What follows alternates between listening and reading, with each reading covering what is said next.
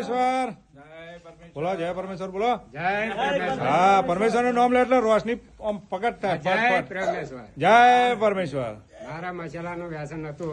તમારું નામ શું બોલો એક વાર? મારું નામ જાદવ પ્રહલાદભાઈ ગોરધનભાઈ, બરાબર. ચોના રહેવાસી?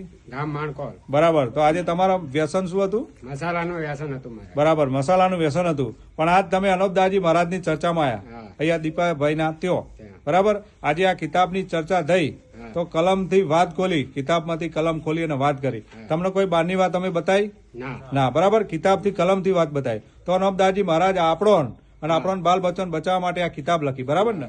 તો આ કિતાબ શું કહે છે કે ભાઈ दूसरे जीवों की पहचान तो क्या तुमको अपने शरीर की पहचान नहीं है. અને બીજી કલમ એવું કહે ભાઈ કે આદમી કે શરીર में जान तो है परंतु अक्ल नहीं है. તો આજે તમે શું વ્યસન કરતા હતા? મસાલાનું. મસાલાનું. તો આજથી તમે છોડો છો આ કિતાબ ભણવાથી. હા. બરાબર ને? હા. પરમેશ્વર की साक्षी में बोलो, હા, પરમેશ્વરની साक्षी में आज મસાલાનું વ્યસન છોડું. छोड़ू छू. और આ किताब ना, इस किताब को मैं हर रोज पढ़ूंगा હા, इस और मेरे किताब बाल बच्चों को और मेरे पढ़ाऊंगा। घर के सभी मेरे भाइयों से सभी को मैं पढ़ाऊंगा और गांव में जाहिर करूंगा और परमेश्वर गाय में जाहिर करूंगा. જાહેર તો અમે કરીએ જ છીએ. बराबर ना? कि भाई ना ना चालो किताब पकड़ो, किताब पकड़ो. किताब पढ़े वीडियो बनाई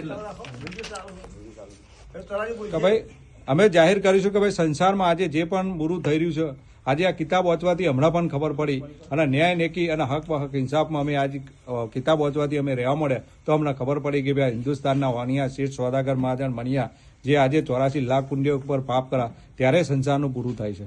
નકર માલિક કોઈનું બુરું કરતો નહીં. માલિક કચ્ચી ઉંમરમાં કોઈને મારતો નથી. પણ આ કિતાબ ભણી ત્યારે આજે હમણાં ખબર પડી કે માलिक ने तो सब जीवा जून को तरह तरह के आराम दिए, कोई बात दुनिया के आराम देने के लिए बाकी नहीं रखी. फिर भी ये नुकसान क्यों हो रहा है?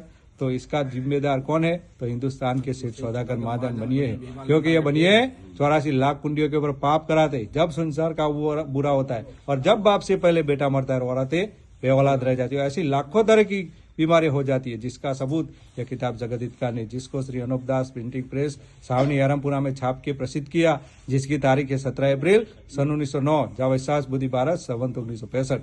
ये किताब को पढ़ करके आज हम हक व हक न्याय नेकी में चल के बंदोबस्त करेंगे और दूसरों को भी हम वाकिफ करेंगे और बताएंगे. जय परमेश्वर. જય પરમેશ્વર.